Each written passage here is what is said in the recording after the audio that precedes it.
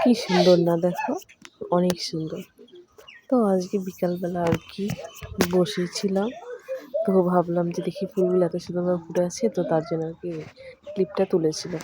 আর এখানে পাপা বসে বসে ঘরে খাচ্ছিল, তো আর আমি বাইরে ভাবলাম যে আমি এগুলো দেখিয়ে নিয়ে আসি।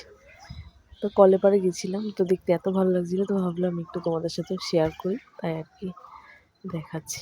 আর এটা আমি রাত করে বসে এডিটিং করছি, দিনে আমি করতে পারি, তাই আর কি। এখন দেখো অনেক ফুটেছে, অনেক।